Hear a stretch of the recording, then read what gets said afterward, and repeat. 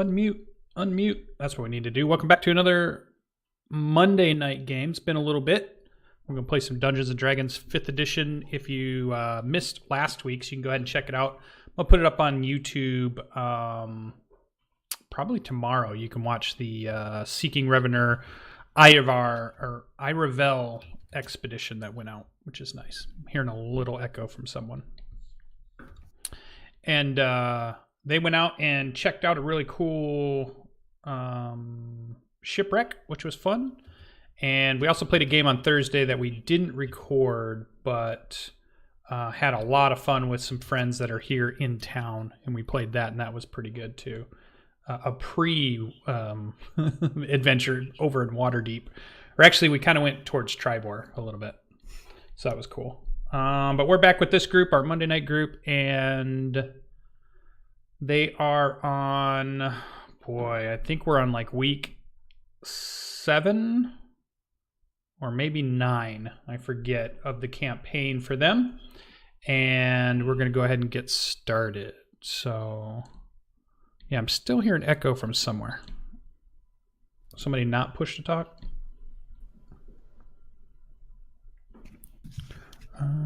Or is somebody in maybe the Zoom audio and shouldn't be? Because that might be it too. Everybody's got their mics muted except you in Zoom. I'm not in audio at all. Yeah, I didn't join it, so it shouldn't be me. No, I'm pushed to talk and muted on Zoom. Everybody's clapping. Can you hear the clapping? No, I couldn't. Then it's Logan. All right, so let's see. So you guys are in town, ready to set out for an expedition. You took last week off, so you stayed in town, and you heard about some of the other expeditions that went out and came back. Nobody found any new points of interest or rumors or anything like that. Seemed all pretty straightforward. Everybody did come back from the groups that did go out. One thing that you have noticed is there's been a larger number of ships coming into town with loaded up with more and more adventurers, and that's to represent the more and more people that keep signing up to the campaign, which has been pretty cool. So if there was any shopping you guys needed to do before you go on your expedition, you would have done that in the 2-week interim from your last adventure to, I think you guys are calling it Norker Valley now. So there's been some real time there. If you needed to purchase anything, you can just go ahead and check it up in the player's handbook and go ahead and write it down if you spend that gold. Other than that, let's start out with our very typical tavern scene where it is the morning your expedition is about to leave. So everybody comes down and sits around the table getting their final meal, and the lucky coin, as Rula is always up, never seems to sleep, always tending to the inn in the tavern and its patrons, and you guys eat a nice hearty meal before you set out. Even the sun isn't quite up yet. You have maybe, another 30 minutes before it starts to come up and you set out. So what do we see? What is the conversation? What is the discussion about where you're actually going to go when you leave on your expedition today? Not much discussion from Timur. Or at least he's a little disheartened at this point. We're going back out there for a third time. Perhaps we'll grow near enough to the ruins where we can take a gander at them. They weren't far off from the valley. Well, perhaps. He'll start eating his gruel. Yummy, yummy gruel. And everybody did level, correct? So everybody is level 2. Everybody's got their character sheets updated. Okay, so we see our pretty stoic group. I definitely recommend that you check out the other videos if you want to see all the descriptions of their characters. You can see a little bit of it on the screen here, and you'll see their tokens when we get into the battle maps for that. But if there's not much else left, then we're ready to set out, or is there anything that else your group needs to discuss? We got a scroll, did we not? We did, but we used it last time. All right. I think I picked one up just in case. Yeah, mine's off my sheet.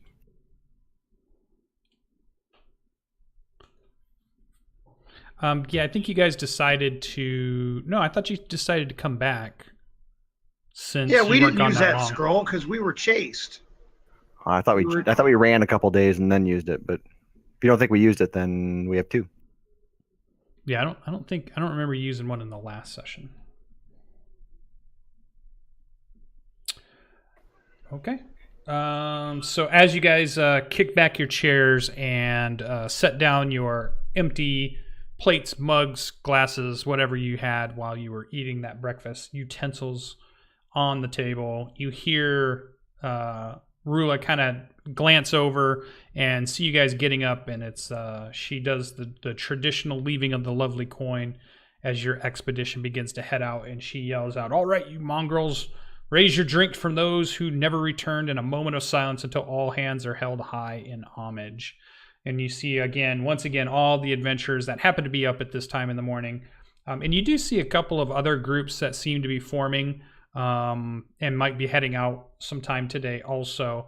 But you seem to be the only group that's heading out, at least this morning or at this time of hour. And as everybody gets a free mug in their hand and raises it as you make your way to the door, and out the door you hear, "O gods and goddesses, both new and old, protect the fallen, guide the living, and smite those who are too afraid to face the beast." And you hear the whole tavern and inn yell out the beast as the last one of you walks outside and heads towards one of the gates. So if you're heading back over to Norker Valley, then you guys are heading out towards the north gate, and the weather is turned cold and damp. You see a lot of the trees and plant life begin to turn to autumn. So we see leaf turning colors, and as that slowly we move into the fall of this continent. And cloudy and overcast overhead. Looks like it's going to be a dreary couple of days of travel, and you know that it takes you, I believe if we look back over at the map, which is one of your guys' handouts, let's bring that up. I think it's the great carved table. Yeah, there we go. So it's definitely at least a 1, 2, 3, 4-ish day travel about. We're going to head out and let's do our normal stuff. So for our trip there and back, who is going to make our navigation roll for tonight's expedition? That's survival, is it not? That one is a survival check. I'll do that. It's world info and overview. A 10. All right, that would be a fail. Let's see, let me check though, just in case. So you got to go, you got to be a 10 plus the number of hexes you're going. So you're definitely going at least 1, 2, 3, 4, 5, 6, 7. So yeah, you would have needed a 17 for success. All right, so all that means is it takes you several more days than normal. It's not a critical fail. So in this case, when you get back, instead of it being an 8-day, which you thought it was going to be 4 days out and 4 days back, you end up tacking on a couple of days. And the reason that happens is at some point, Albirex tries to cut some corners, find some ways around some ravines, or he's like, hey, this is a shortcut if we go this way. It looks like we'll save some time. And then what ended up happening is it ended up costing more time as the terrain grew much more rough, and he just chose the wrong tracks to take. Not that you didn't get back to where the Norker Valley is and on the way back. And that counts for going there and back, assuming you survive the trip home. So let me write that down in the Monday night session notes. Hold on.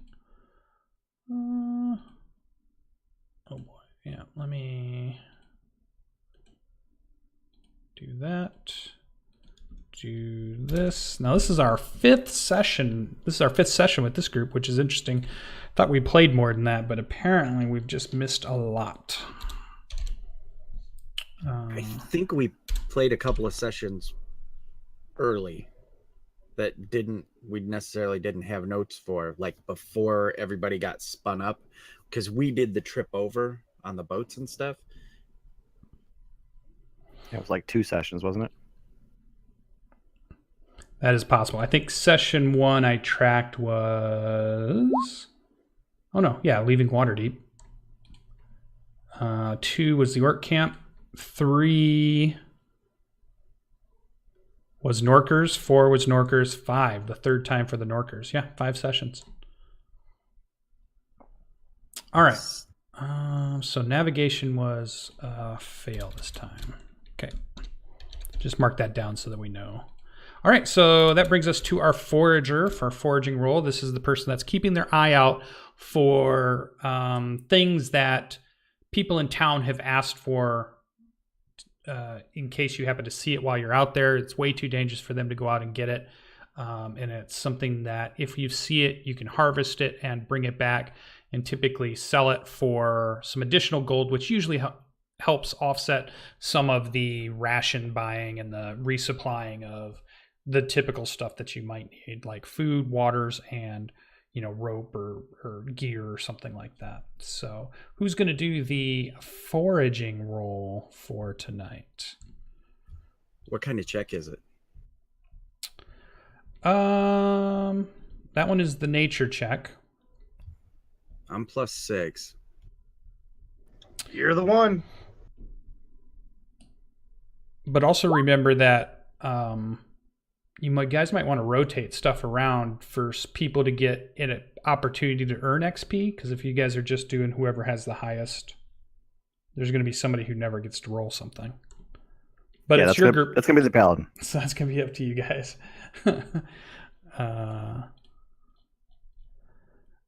23 is a success. All right. So you are along your travels, and this will be on the way back from your... Well, no, it's on the way out from your trip. You find what is called, some typical morning glory. And it's a plant that is used in stopping bleeding or trying to thicken the blood type stuff to help it clot. And you are able to harvest enough that you kind of have like pockets full of it as you see it throughout your travels.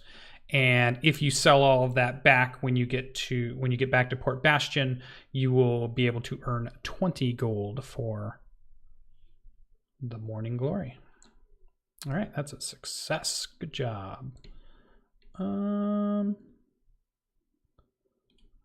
Let's write that down. Got it. 20 gold. All right. Encounter roll. So our Vanguard. This is the person trying to keep an eye out for danger while everybody else seems to be doing their own job or sightseeing or daydreaming or looking for interesting things. But the Vanguard is the one that's trying to make sure people don't fall in the holes, people don't get too close to the edge, steer you around things that you maybe don't want to encounter and slow you down so that you can get to where you're going. So like, bypass bears or, whatever it might be, moose or something out there. So who will be doing the Vanguard roll for tonight? The encounter roll. Is that insight? Nope, that's stealth. I'll do that.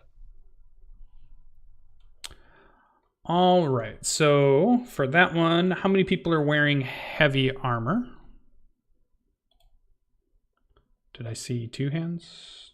Two people, so that's okay. How many are wearing medium armor? I am. And how many are arcane casters? All right, so let's go back to our table there.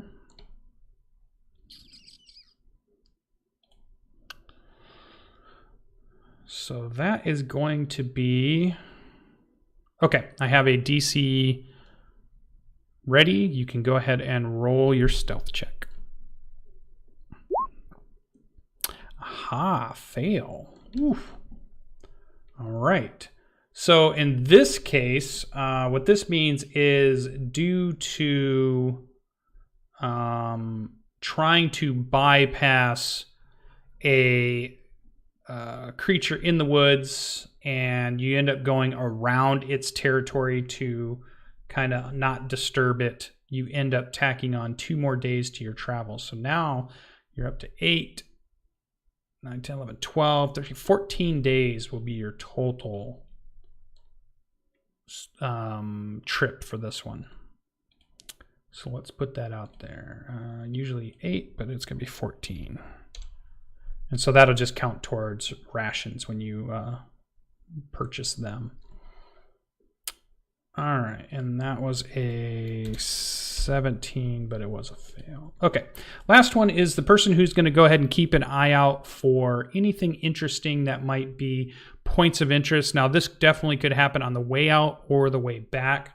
Last time you guys did this in the last session, I believe Scrawl was able to see some ruins to the north when you guys crested a hill. So there are definitely some ruins a couple of hexes north of you that have been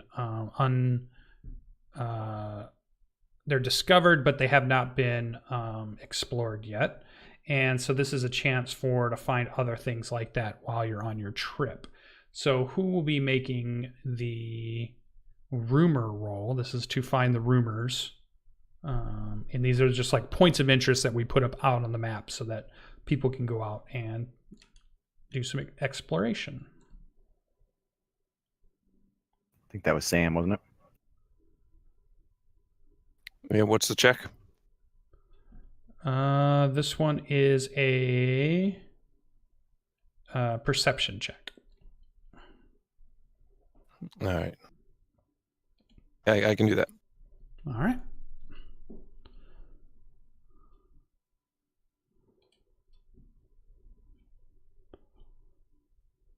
Monday session. New. Okay. Wah, wah, wah. So all that means is no extra rumors, no extra that. Let me just make sure. It's just a regular fail, not a critical. Yeah, regular fail, just no sighting. There are things for critical failure, so if you roll a 1, or critical successes, which have even better results or different things, which you guys did in the first couple of sessions. You had several critical successes, which was nice. All right, so that takes care of our journey so that we can get right into the action of our adventure.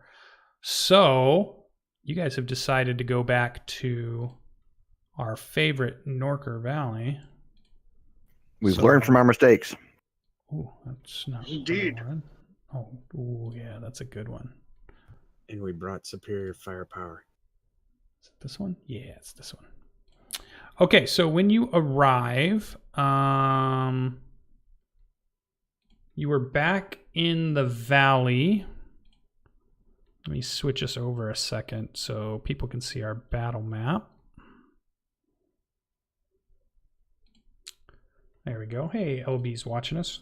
Cool. There we go. All right, so you guys are at the front of the valley again, not necessarily represented as it is on the map. But you were out at the front of this valley once again, that is pretty common place. You have begun to recognize this well.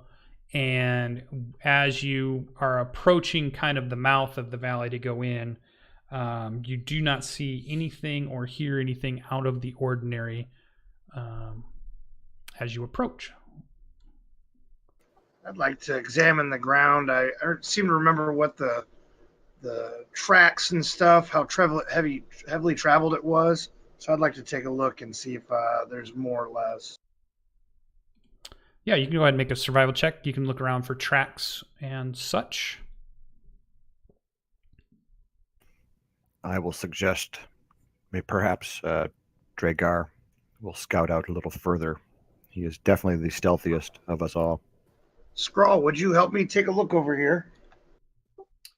Of course. I can go ahead and scout around.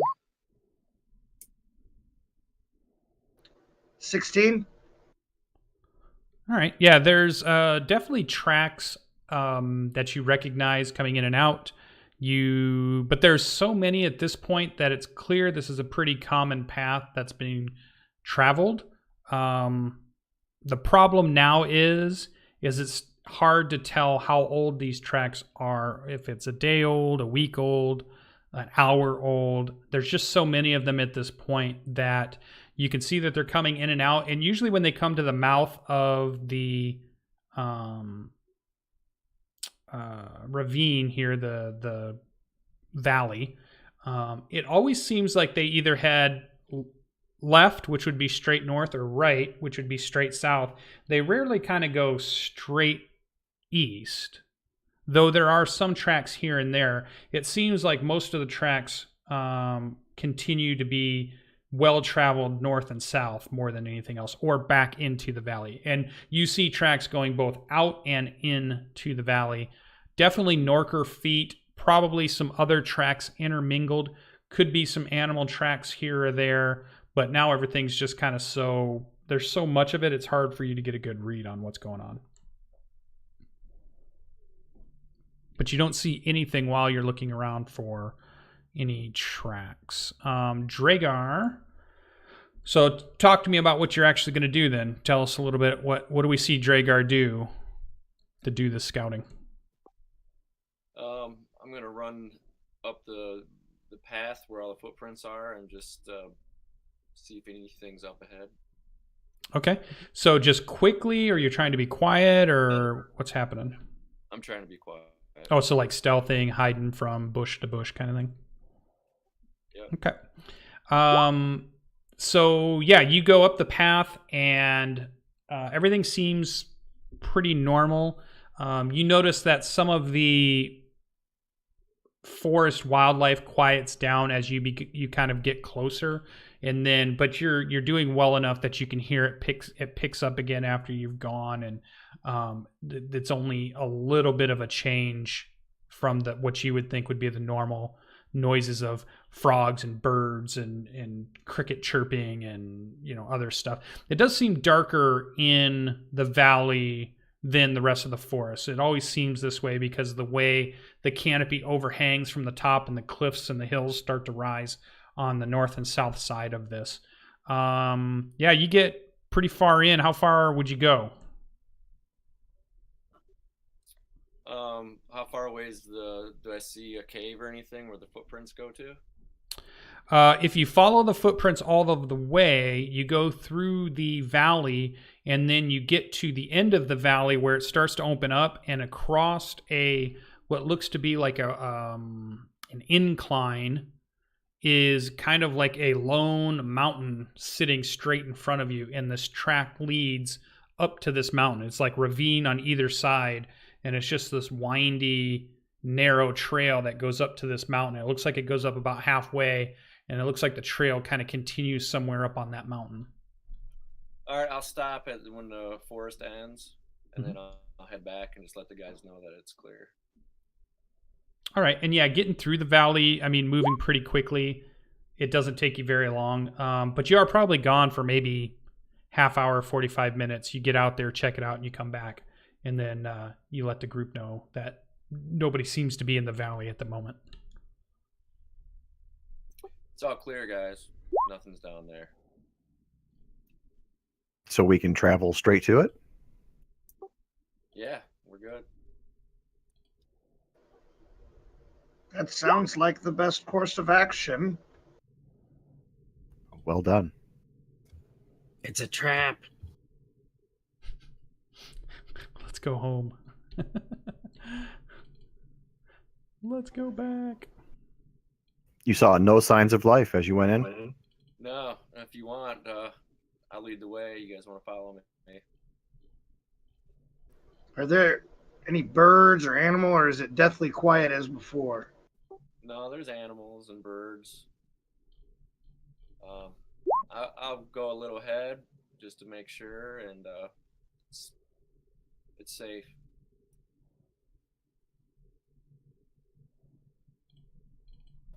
Lead on then.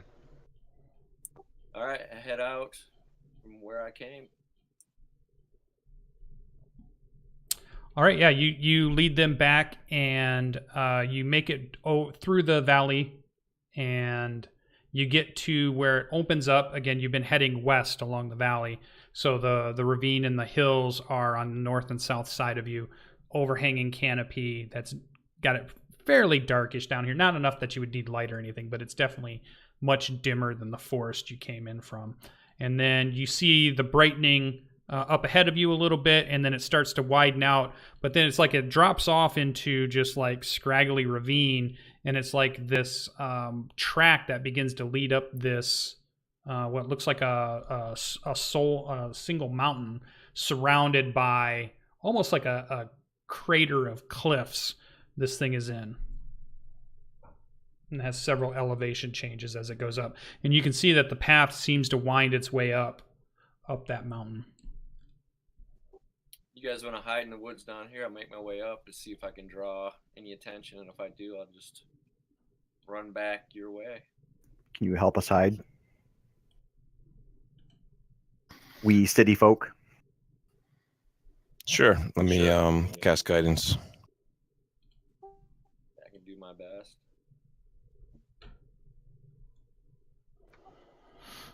Scouting ahead. It's something we haven't tried yet. We just come here and fight. Let's try something new. I can scout ahead again. Old friends. I trust you. With that, I'm going to. Can I use survival to try to take some brush and some stuff and camouflage a spot for us to kind of stay in on the edge of the woods? That would be more like using stealth to try to hide yourselves. I'm But you better could. at survival. Yeah, I'm sure you are. Yep, I would think that would fall under stealth. If you're going to make camp, I think that would fall under survival. I just want to hide in a bush until he gets back and tells us whether or not it's good. Yeah, It's just okay, it's basically safe. stay out of sight. Yeah, you can roll a stealth with advantage because you have people helping you, and you're looking for just the right spot. You're moving some bushes around.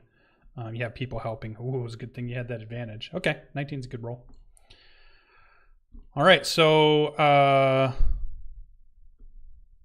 Dragar, you want to give us another one as you separate yourself from the group, and you're going to head up the track towards the mountain to see if you catch any attention, right? Do it, Sam. Yes. All right, I'm going to cast guidance on Dragar. Okay. This will definitely be a little tougher because there's not as much to hide behind, but go ahead. I'm not seeing a roll yet if you've done something. I'm going to go ahead and roll stealth. Yeah. Yep. And then you can, okay, so 15, and then you can roll a 1d4, it looks like, to add to that.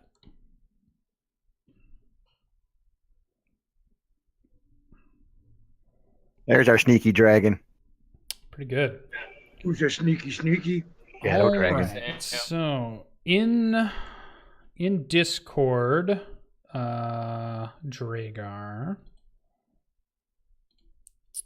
I'm going to send you what this looks like. Once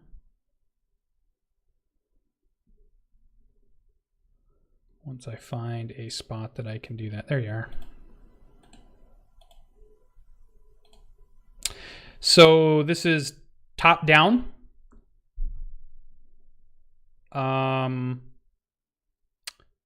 You're coming from the bottom, moving to the top.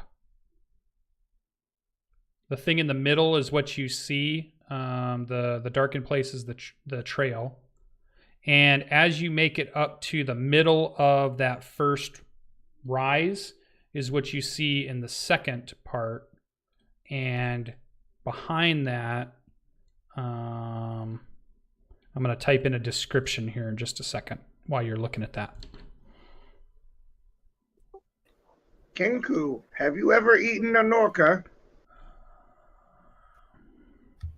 No, I'm hoping they're like lobsters.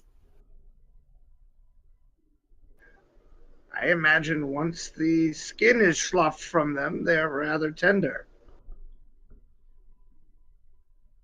We'll see. Waste not, want not. He bobs his head like a bird. 'Cause he is one. I'm surrounded by savages. There. 'Tis only the natural order of things. He's a raven man.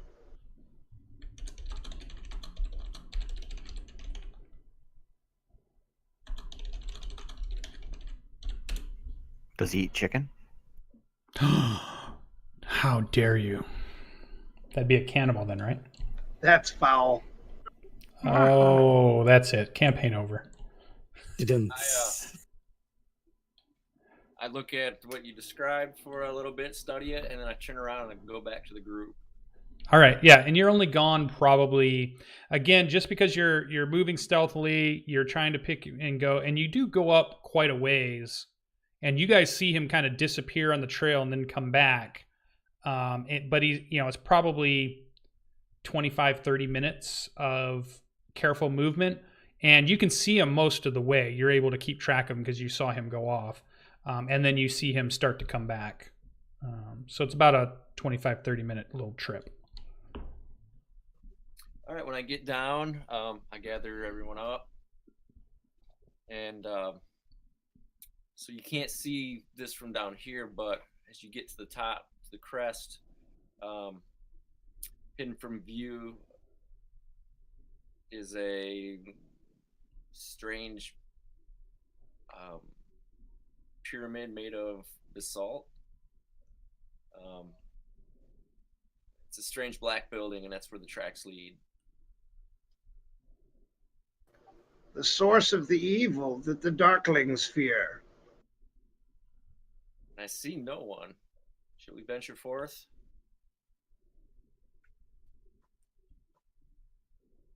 Could it be a trap? Oh, it's always possible. No. Couldn't We've possibly. traveled this way. We did walk all this way. Perhaps just a closer look. So, do we have to go over the mountain to get to this thing, or do you know the way? I know the way. It's not over the mountain. There's a low peak, and it's kind of in between the next peak. It's not far. Do you need someone to carry you, Albirex? I'm not tired. I will take up a position in the front and follow you when you go. All right, lead the way. Be careful. Two more. Do you want to lead farther than just like 10 feet in front of me, or what? I'll lead. I try to lead about 100 feet in front of you, so you can see me and my hand signals if need be. All right. Scrawl places himself safely in the middle. I'm with the Yarbler. Sam bringing up the back, I imagine. That'll be I. All right, so yeah, you guys head up the track, and I put a handout down in the handout area. Let me move it to the handout area. There we go, handouts. There we go, you should be able to see it now. And so basically, yeah, you go up this track, kind of proceed up the track. It becomes apparent that there's been a lot of traffic here as you're looking.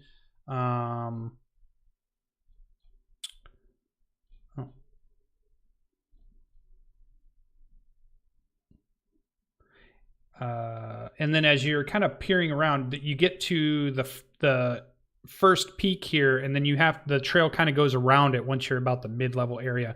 Just kind of goes, there's a cliff face that you can't really see very well down from the valley that you follow along, and it's not very wide. And you move your way around, and then as you come around the western side of this peak, there's a second peak that's sitting straight behind it, and on top of that is a building that you can see. So it's basically like a two-step construction of black stone basalt, you think, a sort of pyramid from the way its sides kind of slope. And it was definitely hidden from view around the side of the mountain.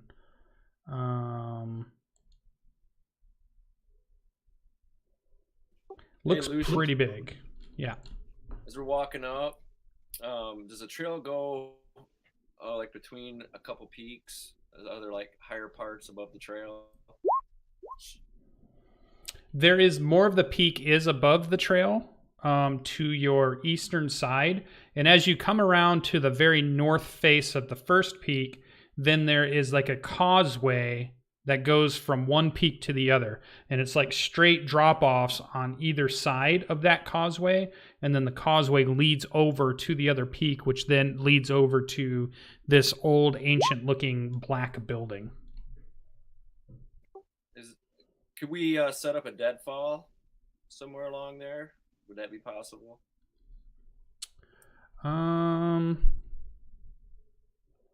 Yeah, you could try. I mean, you could climb up to the peak there. You'd have to find probably boulders. There's not a lot of trees or anything that grow on this peak or the other one. That's more around the outside edges of like where the valley was, and then the crater starts. But you could try to maneuver boulders. It would probably take a pretty good survival roll and some time to move a bunch of boulders into place, a trigger of some sort that's going to hold it that would allow you to kick it off quickly. But yeah, you could definitely spend some time doing it. So I'll suggest that to the group, see if they'd be interested or they just want to get to it. I don't know where the Norkers have gone, but I'd hate to be caught in the middle of building a trap for them here on this mountainside. Perhaps being the building might be the safest spot, something more defensible. Something tells me that building's not safe. Well, clearly the architect was evil, right? I mean, who builds a black basalt? The good guys. Where I come from, there are many Batman. buildings that look such a way. Jet black? Yes, the Githyanki live on a city. Their main city is on a corpse of a dead god that floats through the astral sea. Nothing evil about that. There you go with your stories again. But those are my evil cousins. I have nothing to do with that. Skrull looks at himself head to toe and says, I like it. Well, clearly there's evil afoot. I suggest we just march. I like the idea of the deadfall, but I'm not sure we have time. Perhaps they would be upon us while we were doing it. Let's continue on. I'm not much of a tactician, though. Yeah, Get we him. know. Get him's a better plan for me. So you guys kind of wind your way around the trail. So as you're getting closer, and I assume everybody's cautiously moving in their same formation, and as you come probably within 100 yards of the place or so, you kind of get this idea of just how big this place really is. The upper story appears to be somewhere around 80 foot square and about 40 feet high. The lower floor part seems to grow directly out of the mountain rock and looks to be about 160 foot square and also 40 feet high. And this track seems to lead across a bridge and then up a steep ramp to the upper story of the place. There's no way those savages constructed this. No, I agree. Which means we face a greater intelligence. Or it could have been an abandoned building that they have just taken over. Ancient civilization built, perhaps. Whatever it may be, I'm sure we'll find out. No markings anywhere? No markings on the outside. No. What kind of a villain doesn't just cover his entire surface of his building with runes? And his plan and Yeah. Lead on. False Doom didn't build this place. All right, I continue up to the entrance there's and I peer in. all right, so let me grab the thing I need for this next piece. I thought I made a picture of that. Oh, I bet it's this. Sure. Lucian, why'd you just send me a blank character sheet? Okay. Reroll. Are we all next to the door then? No, let me give me a second to try to get this to work. Why is it doing that?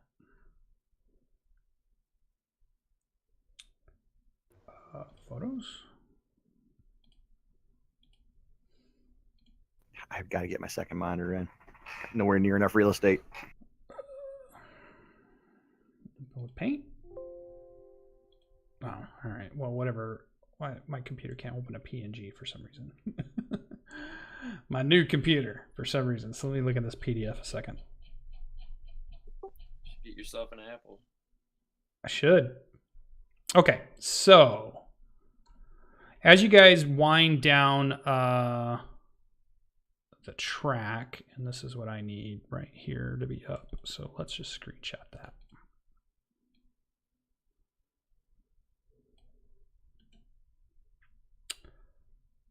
Copy, and yeah, I guess you guys could just see this. No reason not to give it to you. I mean, it's not like you're going to make it out and be able to tell anybody.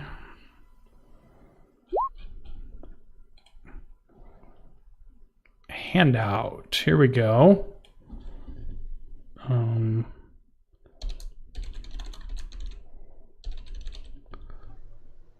Sam's ass lightning crackles with excitement.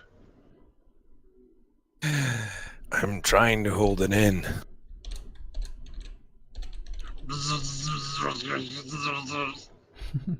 Don't stand too close if you have metal on. Thank God those Norkers don't know about insulated, grounded armor. Oh, man. All right, so you guys are at A on that new handout.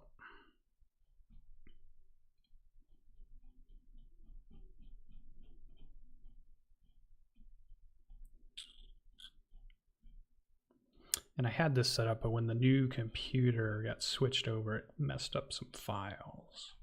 So I'm redoing it on the fly here as we go. All right, so you're at the part where you're in the A is a narrow track about 4 feet wide, natural rock wall next to you, and then there's like a plummeting path down on your left there. On your right is like sheer rock face. you're coming up to what looks to be like a ravine, and there is a kind of like a natural work stone piers that rise up from the ravine and the track, and it's a pathway that widens out to about 6 feet and crosses that big ravine gulf there. Then the portion where it says E is the part where it starts to ramp up. Again, this is about 6 feet wide, where it starts at the bridge mouth, and then it widens out to about 16 feet wide as it climbs to above the midpoint of the lower block of the temple. So you can see the lower block, but that ramp goes up the lower block almost to kind of the roof area, and then leads into the second story of this stepped pyramid-like structure, which is kind of F, which looks like a ramp as it climbing to the roof of the lower block to permit entry, as you can see there. So there's like a doorway to go in at once you get up E and you're moving into F. So there's a doorway there. How precarious is the causeway? It definitely looks run down, though it looks like what they did to make the causeway is at some point it was just loads and loads and loads of gravel and rock dumped, more than likely like basket load by basket load, and it probably took them a while, and then it just flattened out enough that they could walk across this ravine.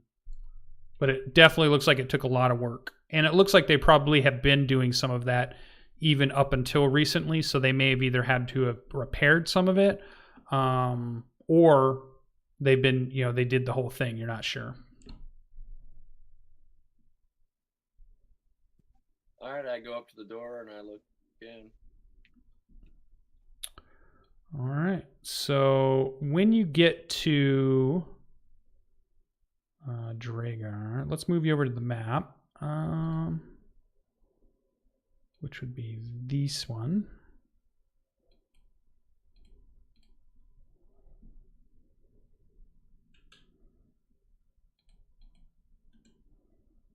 I have to let the puppy out real quick. Oh yeah, we can take our break. So I'll move you onto the map so you guys can see it, and then yeah, Dragar, here you are. So when you get up to the ramp, there appears to be what looks like an old wooden barricade that sort of blocks the entrance moving into this dark cavern of a building.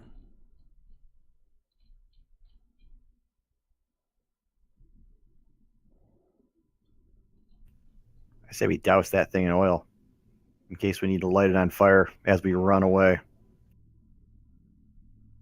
If only we had oil. Maybe you just light it on fire now.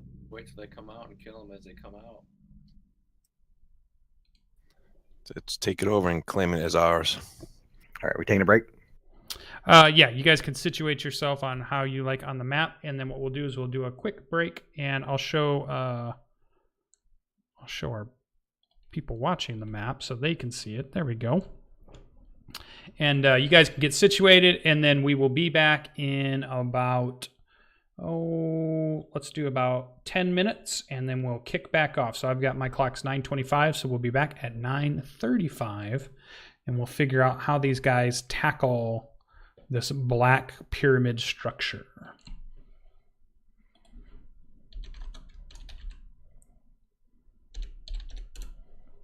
We'll be right back.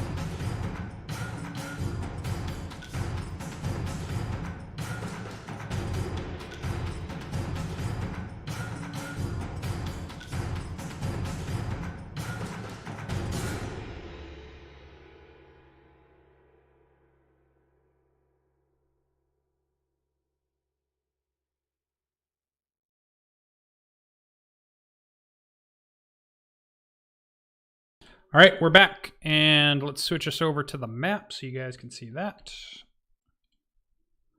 So it's clear Dragar. Oh. Transition.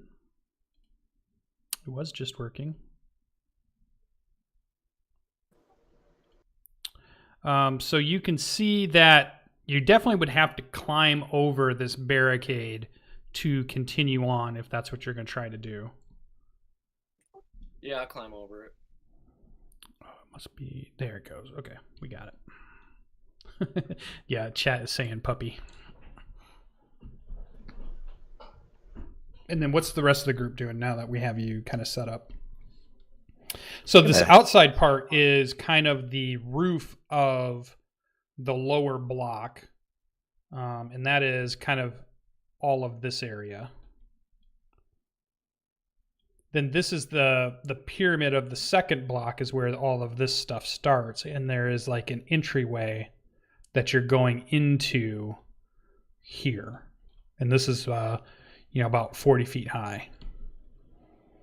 Now the obstruction here of just wood and old timber and stuff that's all stacked in here, it's probably about at least 8 feet tall, maybe somewhere anywhere from 6 to 8 feet tall. So it's pretty tall. It blocks your vision in for the most part, and definitely would require kind of scrabbling over it. Yeah, I climb up over it. I ready a javelin. Just going to keep an eye out for what's going on around us. Ever vigilant. Okay. Yeah, so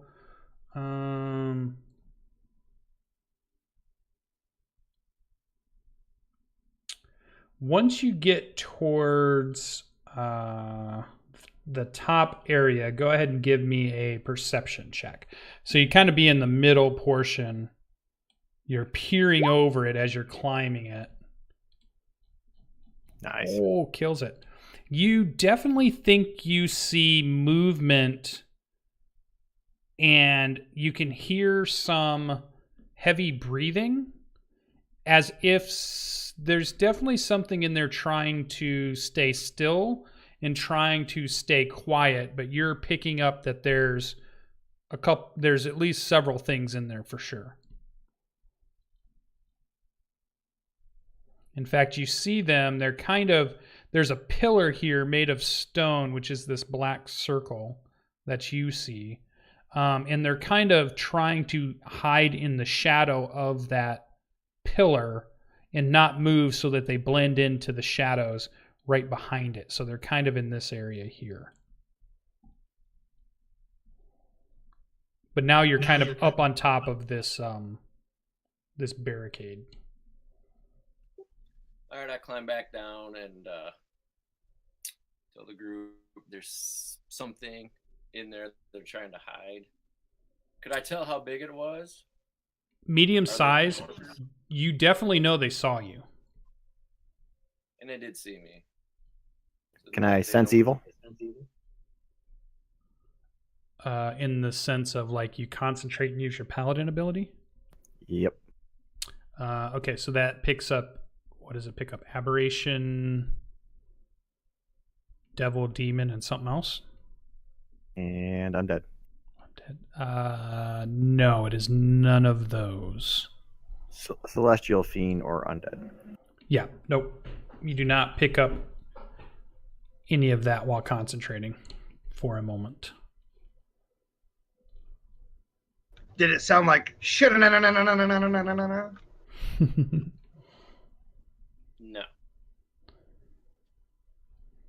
Well, should we go in there, or what do you guys want to do? I would think so. We didn't come all this way to not go in here. Let's go say hello. Go. Ah, yes, I've forgotten. Timur wishes to be friends with these creatures. Well, I don't want to eat them. Make babies with them. Waste not, want What do you want not. to do, Dragon Man? Those would be crazy babies. 8-foot tall, thick-skinned. Knockaborn. Skrull, you sound excited. If we could enslave them. At the mere mention of enslavement, Albrex's yellow eyes narrow, and he certainly doesn't say anything, but he doesn't approve of it one bit. It's time to go in, I would think. Lead on, Dragar. All right, I climb to the top again and wait for the others. Okay. Yeah, you can still see the shadows kind of shuffling behind that column in the shadow of it, the darkness that it makes. They're definitely medium-sized humanoid, 2 arms, 2 legs kind of thing. But they stay close to the ground, and they're definitely trying to stay in the shadow as much as possible. I'm trying to stealth. Darklings? Sorry, Skrull. I try to stealth up and see if I can see through, like line of sight type thing. Through the barricade? Yeah.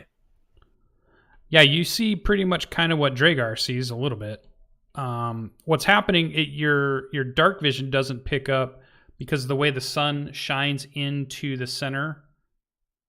And so then it's just dark shadow behind that. So it's kind of blotting out any type of dark vision. Hey, I'm going to tie a rope off the top of this also and drop it down the other side just in case we got to make a quick escape. Drop it down the southern side or the north side? North side into... So when we go inside that cave, if we need to run out, we can grab a hold of the rope and climb over it quicker. Okay.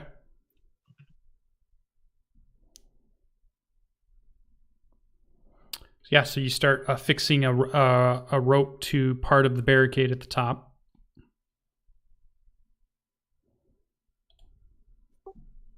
Yeah. You guys coming?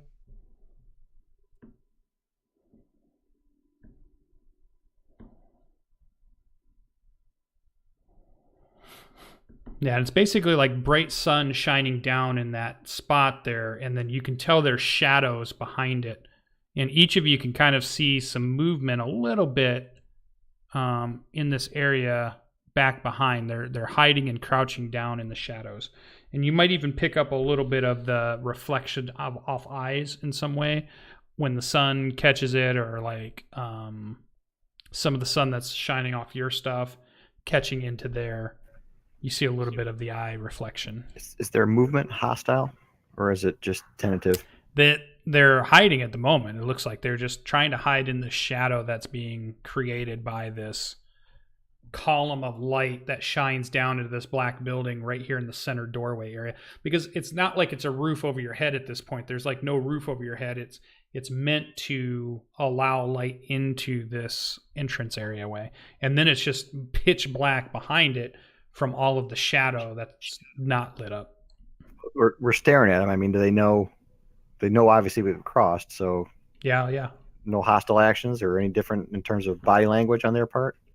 Nothing different. But how many sets of eyes do we see? Round to the nearest 10. You guess less than 10. All right.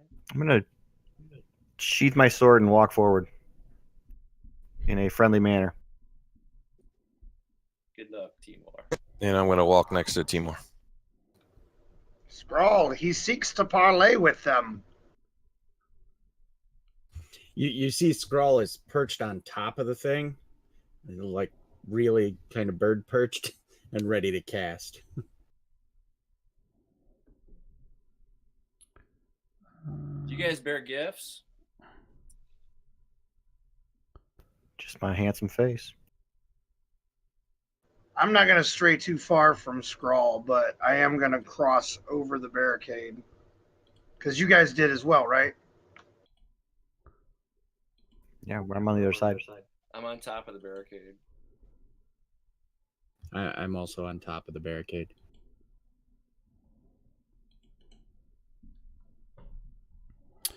Okay, yeah, so you move forward and you hear a little bit of maybe like a little yip and then some rustling, but it's like still trying to hide in the shadow. Step to the side, see if I can see around the back. Yeah, so once you get to that point, you definitely notice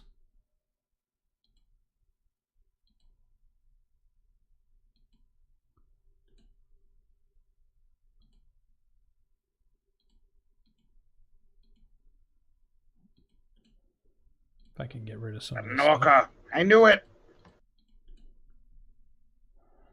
Who is waiting, and then the minute he can see you and you kind of make eye contact, you see them begin to move. That one begin to move forward. Sam, you see on the left side of the wall.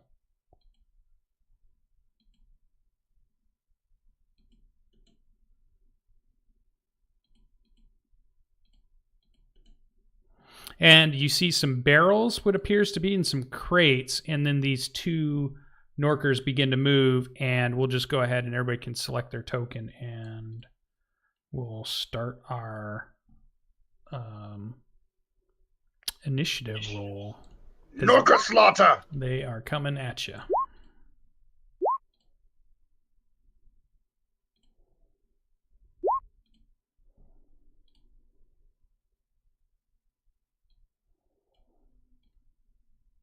And as those two begin to move, you hear kind of a shout, and out of hiding, you see some other creatures to the north of you also. Let me get their initiative up, though, before I do that. Nope.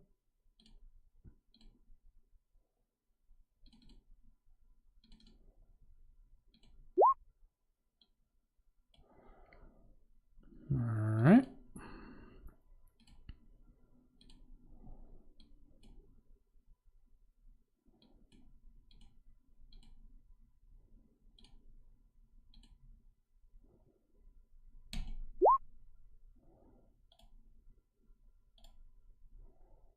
And descending order. All right, there we go. So let's bring them on the map.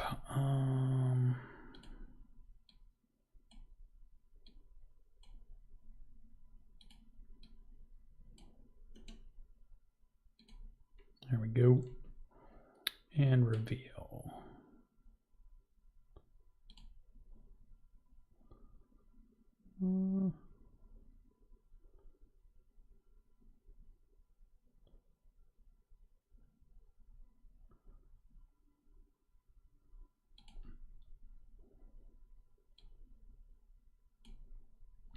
All right.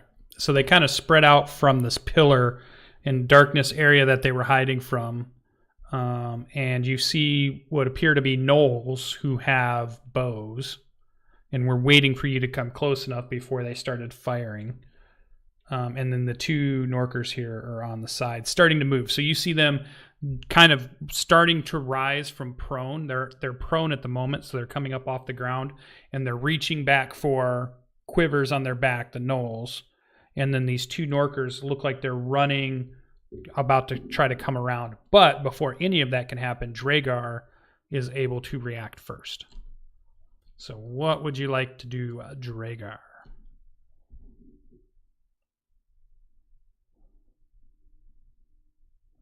Does anybody speak Gnoll?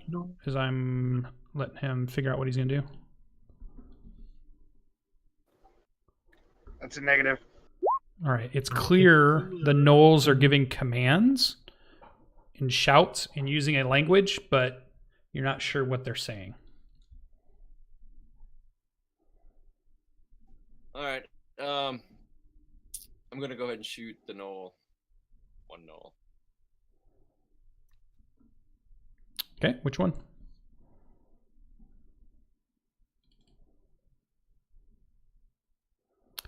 All right. Fire away. 20 strikes true. 11. Ooh, nice. Yeah, you hit that one hard enough, and it just sinks into the chest of this gnoll. Blood starts gushing out. It's clear if you did that again, that'd be the end of that creature. So after the arrow whistles out, anything else from Dragar on top of the... Or now, are you on the top or are you at the front of the barricade? I'm on the top. Okay. You probably want to So- be... yeah, that's fine. That square's fine. So what I'm going to do is kind of get on the other side of the barricade so I have some cover. Okay, you can get a little bit. All right. I mean, if you want full cover, you'd have to go down. But then you'd be out of like line of sight. Yeah, I'll go down and I'll just climb back up when I'm ready to fire again. Okay, yeah, so you drop down out of line of sight. Okay. So go down to the actual square that's not the barricade, and that'll be... You're down below it enough that they can't shoot you. There you go. Perfect. Okay. That brings us to Albirex. You are up. Gith Yankee. Or Gith Zerai. Gisserai, yeah. All right, I'm going to move up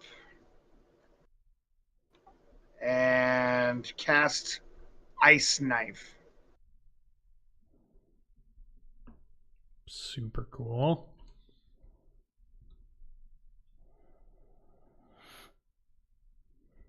At which one? At which knoll did he hit? Which one was it again?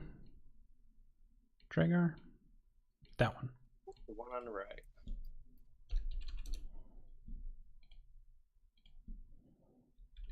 I'm going to hit the one right behind him.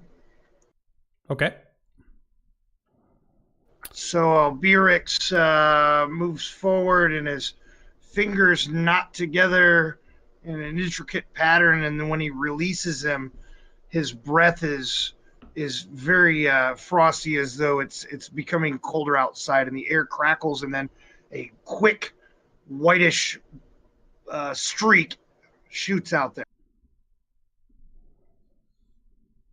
And apparently I don't have a macro, so I have to make a spell attack. Yeah, so it should be... Is it 12 hit? No. So it misses the one you were aiming at, but I believe even though it misses, right in the center of them, it still explodes. And then the target and each creature within 5 feet have to make a dex save. Right, so those 5 there have to make a dex save. Yeah, okay, so let's do that.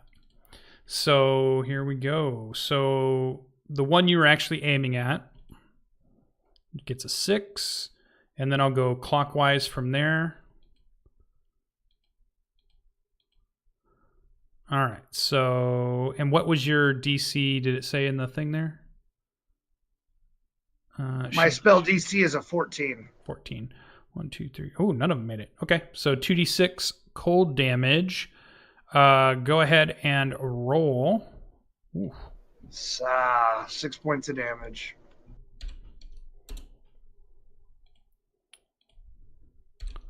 That's still good on 5 creatures, though. That's 30 points. The one in front that's been hit with the arrow, now you see the arrow like goes ice white and crackles, and it kind of hunches over. It is definitely the most wounded of all of them now, near death. Still standing, but near death. And I will move back over the barricade for the onslaught of arrows as well. Okay.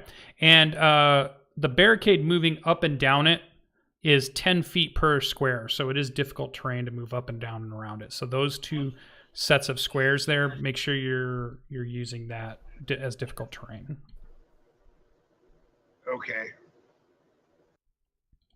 All right, that would bring us to some Norkers who come around for sure. And you see them waving, and then what you see is several of them begin to climb over and around these little barricades. And now I'll just go ahead and open this area up so you can just see it.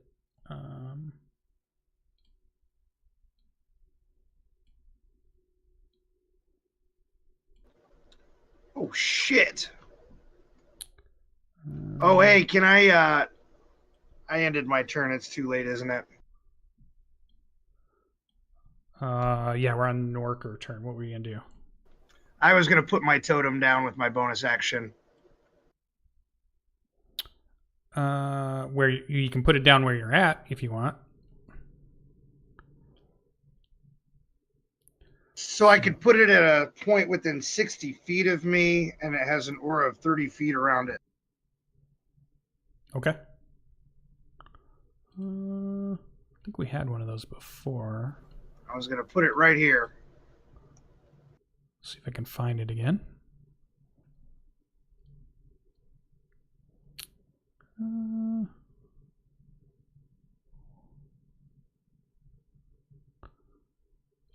Nope, don't see it. Let's just look up a new one. Sorry, it's a new ability. I forgot it.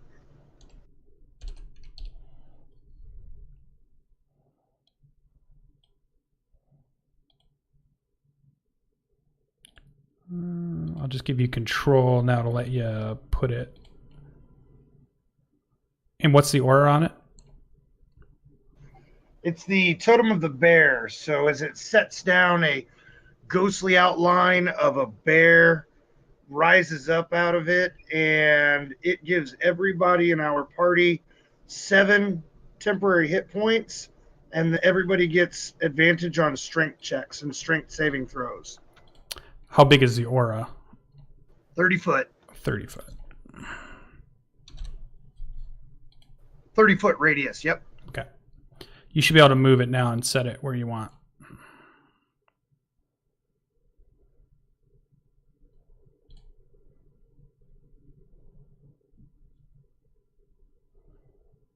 All right, that looks good to me. All right, so these guys are scrabbling over things, so that's difficult terrain for them. So they go 10, then 15, 20, 25, 30, 15, 20, 25, 30. There's a couple of them, 10, 15, 20, 25, 30, 15, 20, 25, 30. These guys won't get over. And then these guys do the same thing.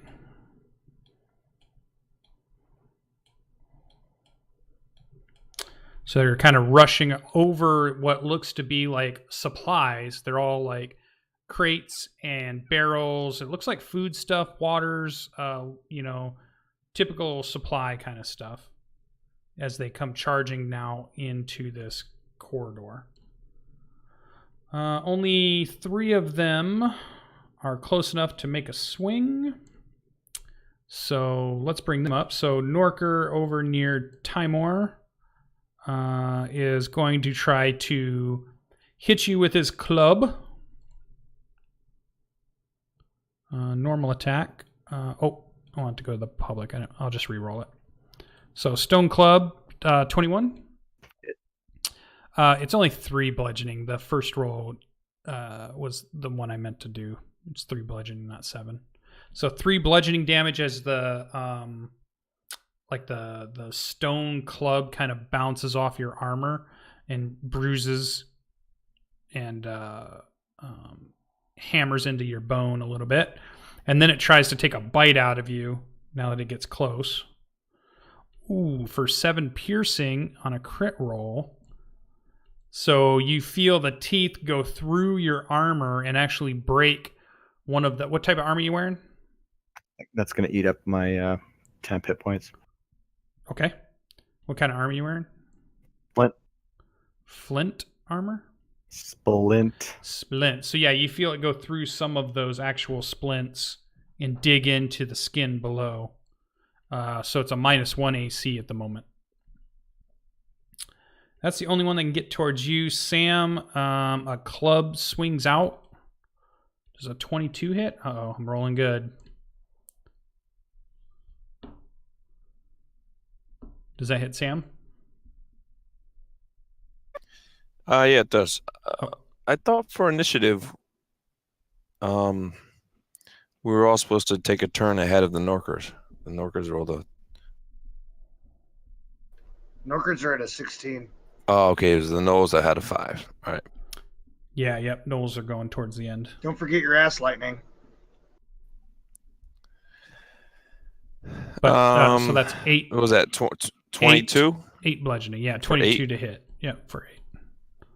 And then it'll try to bite you. Misses completely with a 6. His buddy that's standing next to him will try to stone club. All right. Well, 8 will miss. So I get the Wrath of Storm for the one that hit me? Yes. So you're going to use your... Is that a reaction? Or is it a divinity? Channel divinity? Reaction.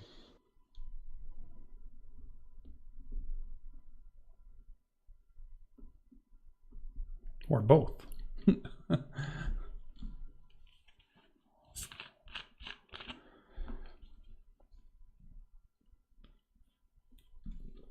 Yeah, it's a divinity. Okay, so you use up one of your channel divinities. Yep, I could do it 3 times between long rests. And it's 2d8. Dex saving throw of 13. And it's half the damage if they make their saving throw. Okay, so I'll have that one roll. Oh, it makes it, so he'll take half. Oh, I got good rolls tonight. So go ahead and roll the damage.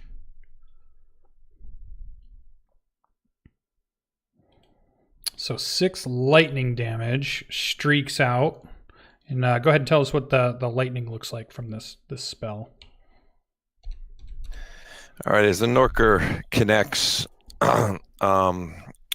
with me right in the chest, all of a sudden a bright flash emanates from above, surrounding me, striking the Norker and startling him and getting him some good damage. Awesome. All right, that blinding flash makes it so that the bite from him misses, and the guy swinging the stone club at you at the same time also misses. But then he's going to try to lash out with a bite, which will be the last attack that can get towards you. And let's see what that rolls out to be. 12, which I assume doesn't get through your armor. So the rest of the attacks are not able to get through your defense. That is the Norker's turn as they are scrambling over and maneuvering, looking like they're charging in, and the Knolls are trying to draw arrows and begin to shoot. But that brings us to Scrawl is up.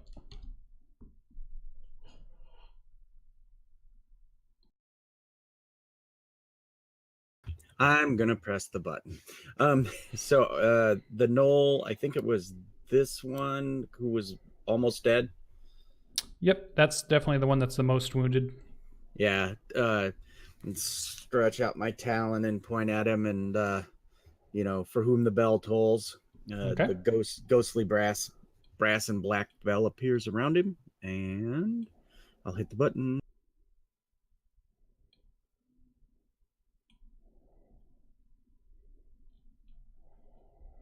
Yep, hit the button. Yep, that's the kind of damage I rolled last time. Huzzah! Okay. Hold on, I gotta fix portraits because everybody's camera's moved around for some reason.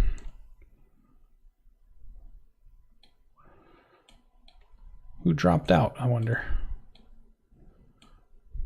Okay. Pelinor's taken off. He jumped in to watch for a little bit. Now he's taken off. Okay. Let's roll up a DC 14 Wisdom.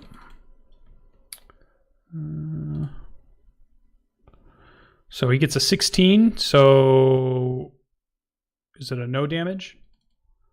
So yeah, he shakes off the spell's powers, and he sees the bell, but it seems able to kind of steel his mind against it. As you recognize, it resists your powers, necromantic powers. Anything else from Skrull? I'll just climb back down like my compatriots. Okay. And that's it. Sam is up. Lots of combat coming your way. You've got 2 in reach at the moment.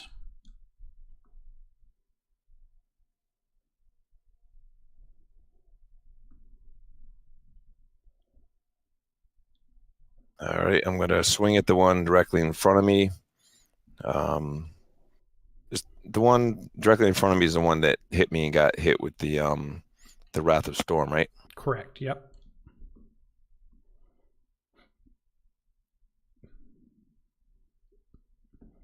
Yep. 18 hits. Ooh, that actually kills that one. So your longsword strikes out and sinks into its heart, and as you're pulling it out, blood sprays onto the other one. Anything else from Sam? So that was your action.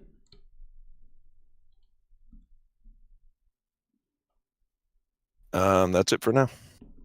Okay, awesome. Brings us to the gnolls. Okay. They're going to go ahead and fire their bows. And we'll just do half and half. So 3 shoot towards Timor and 3 shoot towards Sam. All right, here we go. So we'll start on the left. So longbow number 1. Let me make sure I have everything set here so you guys can see that. Toggle. Whisper toggle. Okay. All right, I think I got it set. There we go. Okay. 15 arrow slices out towards Paladin, missing, crashing into the wall next to him. 14 also missing. You hear it go whistling over your shoulder, and then it buries itself into the barricade. And the last arrow also missing, actually shattering and hitting in the floor. It must have been blinded by the hands were still cold from the ice knife blast that hit it. We have 3 arrows that are going towards Sam. So first one, 17.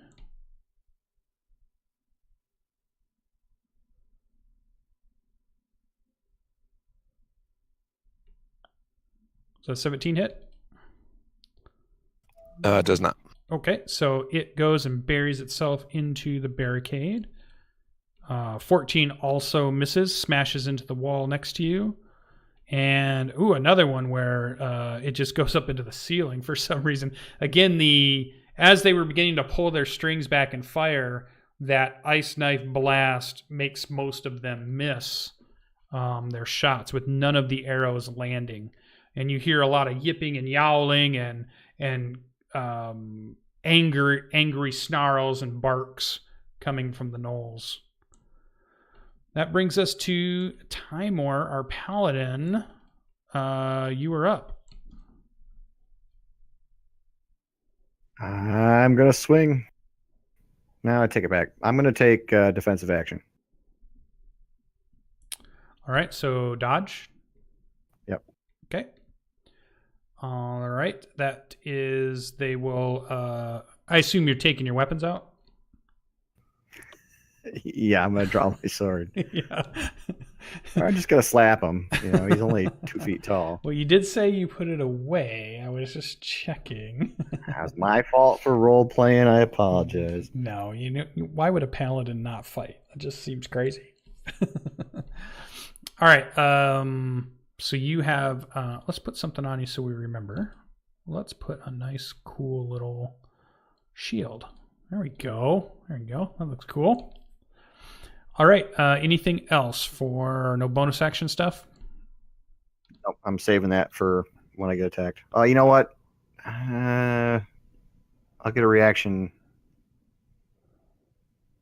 No, I'm saving it. Okay. Top of the line, round number 2. Here we go. Dragor is up. All right, I climb to the top barricade and I shoot my short bow at the same knoll I hit before. Okay. He looks very wounded at this point, and a 15. Oh, yeah, it's enough to bury. Oh, just enough to bury an arrow into him. For. I don't know if you get the sneak attack, do you? It is. I should, yeah. Oh, you do get it? Minus. Yeah, I believe so. Just has to have an ally on it somewhere. Right, but you're shooting a knoll, right? Not a Norker. Yeah, no. Oh, you get no. I don't think you get it there. Sorry. Unless he came out of hiding. Yeah, no, I'm not giving them any of that either for you guys when you come out. I mean, they're trained right looking at you guys on that barricade. So, actually, but the 3 is enough to kill it, but the arrow, yeah, so the arrow sinks into it. And it falls to the ground. So it has arrow number 1, which looks like an ice arrow at the moment because of all of the cold that is still now thawing out. And then the second arrow buries itself into the chest and it just crumples to the ground. All right. Anything else for Dragar? I'm going to climb back down. Okay. Albirex, you were up. I'm going to scramble over this thing. And his fist crackles with pinkish red energy as his cerebral whip uncoils and he attacks the Norker over here. Actually, hang on one second. Yeah, this Norker right here. Okay.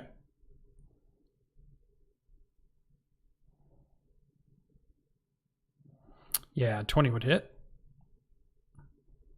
1 point of damage. Okay, -1. And he can't move any closer to you with the guy in the way, so. All right. Okay. And then I'll use my bonus action as his quarterstaff erupts in a crackling psychic energy as well, and it forms a spearhead. Cool. That would be my shillelagh. Shillelagh, I like it. All right. Norkers are up.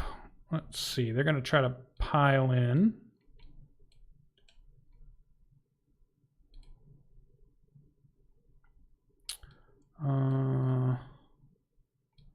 These would have enough to get to those open spaces. These ones are going to try to get to a position where they can help their buddies.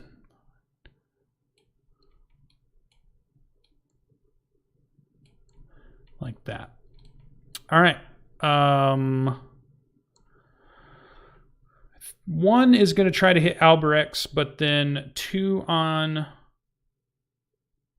Timor, and then 3 on Sam. So let's start with Albirex, and we'll just go counterclockwise here. So Albirex, we see a stone club whistling towards you at an accelerated rate.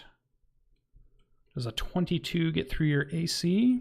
Sure does. So 4 bludgeoning damage as you try to dodge, but you still get caught with part of it. And then as you're dodging away from that, you notice it lunges forward and tries to get its teeth on you, similar to that puppy. But it misses and is not able to get a hold of you. Moving on to Timor's couple of guys here. 2 of them, we get 2 stone clubs try to swing at you, and they try to time it so that as you're trying to dodge from one, the other's going to hit you. So we see 2 clubs, a 17 and a 9. Either one of those hit. No. And then out of frustration, they both lunge forward to try to bite at you. An 8 and an 18. Don't they have disadvantage? They do have disadvantage. Oh, let me roll it again. Did any of them hit? No. Well, technically the 18 would have hit. Okay, so let me roll that again. So you really got a 6. So no hits for you. Okay. All right, so that leaves Sam. So we have 3 stone clubs whistling at your head. They're all trying to beat at you at the same time, trying to rush forward and hit you. So here goes 3 of them. So we had a 8, 10, and a 12. All of those are beating off your armor and shield and doing no damage to you as you stand ready. And then they try to bite at the gaps in your armor, on your arm and on your shoulder, whatever they can get to as they kind of get close to you before they jump backwards a little. And so we have a 23, a 13, and a 9. I think the only one is the 23, correct?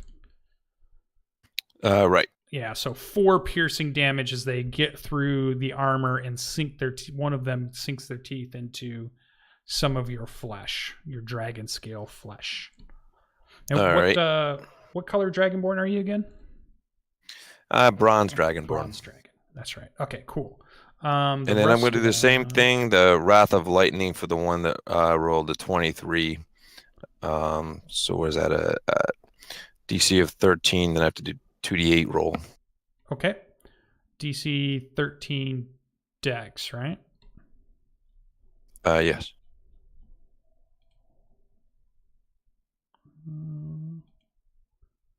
Yeah, misses.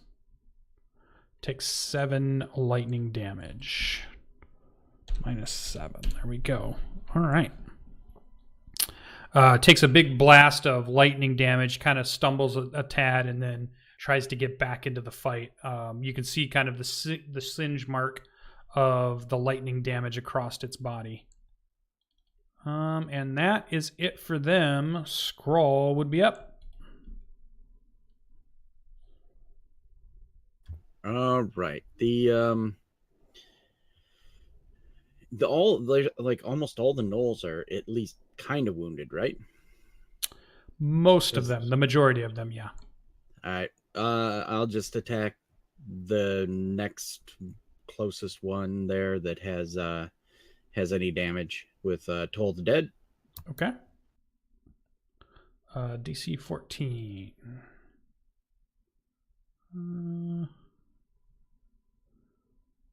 Wisdom. Nope, misses. So it takes 8 necrotics. So, okay, that one hurt. So the back one, behind one of the ones that got hit with the arrows and the ice knife, you can see black crinkling flesh. You can see half of the hair falling out as this necrotic energy kind of starts to eat away at the flesh of this creature, and it lets out a howl as the spell just kind of really buries into it. Another good hit like that, and you're pretty sure you'd be able to put this thing out. Awesome. And then I did the climb up, climb down thing again. Okay. Sam, you are up.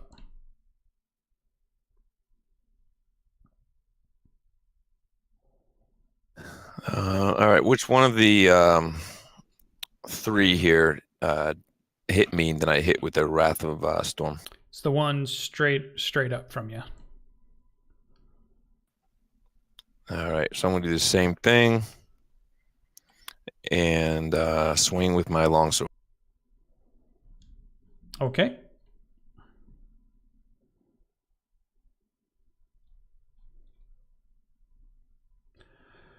Yep. 11 would not strike through. You can see that it has that really hard, thick skin. So even though the sword hits, it doesn't dig in and bite in and do any damage to it as it snarls and gets ready to swipe again at you. Anything else for Sam?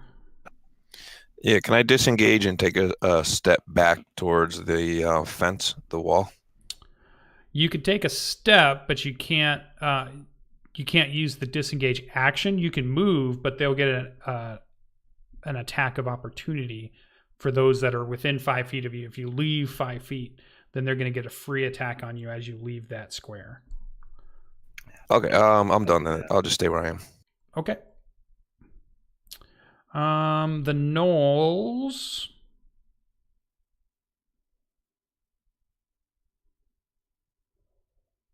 are going to shift,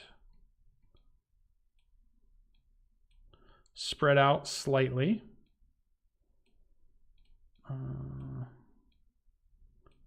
More like that. Yeah, like that. Okay. Time War's up. All right, I'm going to cast a bonus action spell. Okay. Cast away. Ooh, Shield of Faith. And I'm going to cast that on Sam. Okay.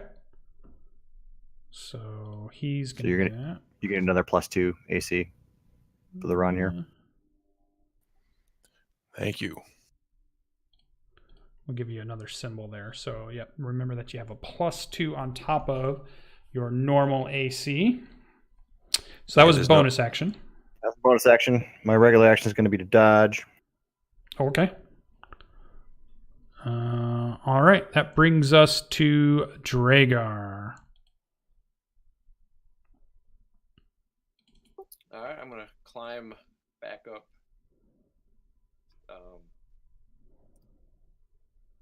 to here, and I'm going to shoot this Norker right next to Sam.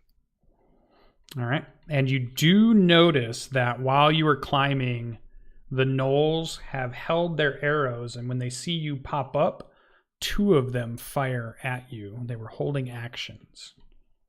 But go ahead and do your Norker hit first. Ooh, yeah, buries the arrow into him. And that's 9 piercing damage. So the one right next to Sam? Yes. To the right? Okay. So that is... Yeah, so we see that arrow just bury into it, and blood gushes out, and you can tell like its left arm isn't moving very well as you've got it buried in that top area of the shoulder and the between the shoulder and the rib area, and and it looks nearly dead. Like that nearly killed it. Anything else? I'm just gonna climb back down. Okay, so the 2 arrows that were waiting in ambush of you. Here comes the first one. 12. That probably is not a hit. Yes. And an 18. That does hit. All right, so 2 piercing damage. It doesn't get a big bite into you. It's more of a scratch, glancing blow across you. But you can tell that they're trying to time their arrows to fire at you. Anything else from Dragar? Nope, I'm done. Okay, so we're top of the round. We're back up at the 3rd round now.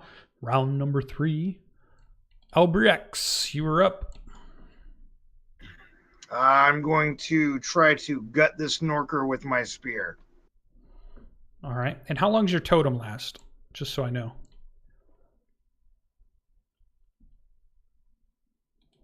1 minute. Okay, 10 until rounds. I'm incapacitated. Okay, spear a 9 does not strike. It dodges out of the way as you try to pierce it. Back up! We've got to get them on the causeway. And that's my turn. All right, Norkers are going to try to fight. Same, it looks like the same thing. They can't really get around. They've got as many as they can, and they're trying to stay out of the way of the caster and the archer in the back. So we've got 1 trying to fight Albirex, 2 fighting Timor, and 3 fighting Sam. So here we go. So Stone Club towards Albirex. Ooh, 23. That probably hits for a 7 bludgeoning damage. And then it tries to bite you as you stumble from that, but is not able to get a latch onto you. For Timor, disadvantage this time, I remember. Here comes the 2 club attacks that they're trying to hit you. So 1, 2. So those 15 doesn't hit, right? You're much higher than that. No. So glancing off shield and armor as they can't get to you, and then in frustration they try to bite. 2 bites, 6 and a 17. Nope. All right, cannot get through your defensive, dodging, and your splint mail armor. Moving over to Sam, we have 3 of them trying to swing. They're trying to coordinate a little bit, but they're just not very good at it. So we see 3 stone clubs come towards you. So 17, a 5, and a 10. Those 17 doesn't hit, right? Oh, yeah, you got a much higher AC now. No, I have 20 now with a +2. Yeah, Yeah, with the Shield of Faith. Okay, cool. And then they try to bite at you out of frustration because they can't hit. Oh, there's a 20. So 3 piercing damage as 1 bites into your armor again. It seems like all these clubs you're able to dodge and defend and block, but these bites are every now and then. They're just little bites, and it's almost like a 1,000 cuts getting towards you. So a little bit of blood here and there on Sam, but it's only 3 piercing damage. Gonna use another reaction, another divinity, or Yep, my final one, the Wrath of Storm. okay. We gotta roll. So DC 13 Dex. Yep, this one makes it. He's seen your trick before, at least twice before, so he'll take half of the damage, right? Right. All right, so he's gonna take. Oh, and it's the one that bit was the first one again, so it's that same one, but takes 2 damage. Half of lightning. Okay, so he's hurt but not down. Scrawl is up. So, if I can see through the barricade at all, I'm going to Toll the Dead this one. You can't see through the barricade. All right, then I let the gnolls shoot at me. I put up just my hood, so they shoot that first. And then, That's good. all right, I climb the thing. I'll give you that as an action. That'd be funny. Put my hood up there, but I wouldn't want to use it as my action because I need to cast a spell. So anyway, I'll take the hits. All right, yeah. You see the arrows lining up, and 3 of the gnolls are trying to line up on you. But go ahead, do your turn first. Awesome.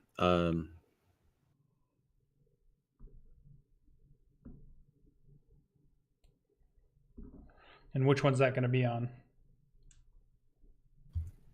This one here.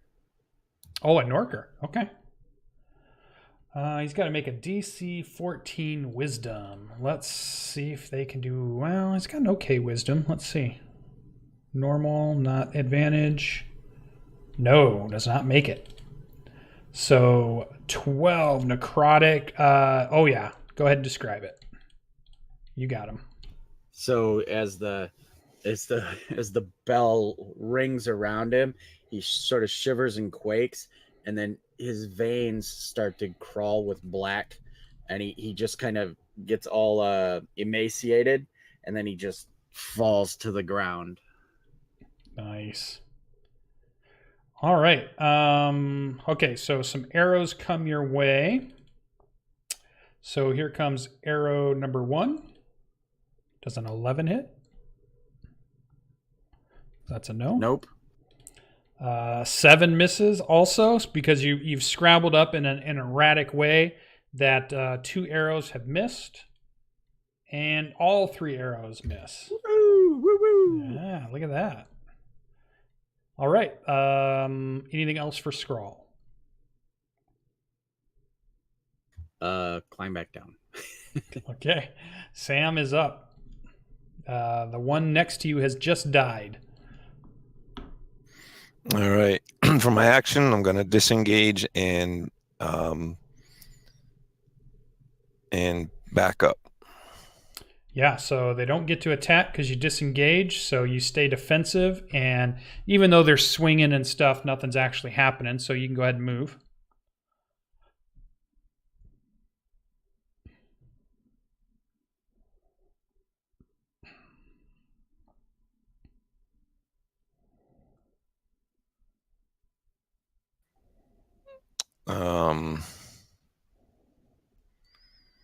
All right, so I'm going to move there. How big is the totem, Albirex?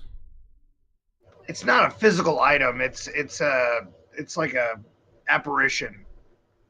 Okay. It doesn't say anything about being in somebody's space? It says it's an incorporeal thing. Got it. Okay. Okay, so Sam backed up. Use disengage as action. No bonus action. Nothing else. All done. Yep, that's it for this round. All right, let's finish out this bottom round, and then we'll take a break, and we'll come back and see where this battle leads us. So the gnolls begin to shift position again, and it looks like they're just trying to move around to make it hard to hit. And they're waiting for those sneaky, pesky people in the back to pop up. So that is their turn. Timor is up. I will disengage. Should I disengage here? Well, it would be 1, 2, 3, No. 4 attacks, but it would only be 1. It wouldn't be the 2. And Could be at disadvantage if you dodge. and If then I you get dodge that. and take a step back, it's disadvantage on all those attacks yeah, anyway. it's all right? disadvantage with a high AC. So to Well, me, I think I would screw it. I'll stay dodge. dodging. Yeah. Okay. I think you'll beat the odds that way. Let's put the totem behind you just so you can see yourself. And so there was 4 of them that get a swing on you. And I'll just mix them up since there was, we'll say 2 clubs, 2 bites, try to get you as the opportunity attack. So Well, 3 at of them because he disadvantage. didn't leave that one guy's space, did he? Oh, nope. He's Yeah, still he's still contact. within 5. So 3. Yep, 3. So 2 stone clubs and a bite at disadvantage. So here they go. So a 15. Wait a minute. No, a 9 would have been. Yeah, 9 and a 10 is a miss. And then the bite. Yeah, 7. Yeah, good choice. All right. No opportunity attacks are able to land on Timor. So that brings us to the next round. This is round number 5, but we're going to go ahead and take our break real quick. And then when we come back, we're going to finish this battle up and see where we go. You guys are doing a good tactical fight. Let's see what happens. Don't go anywhere for those that are watching in chat. We'll be right back. Stay tuned.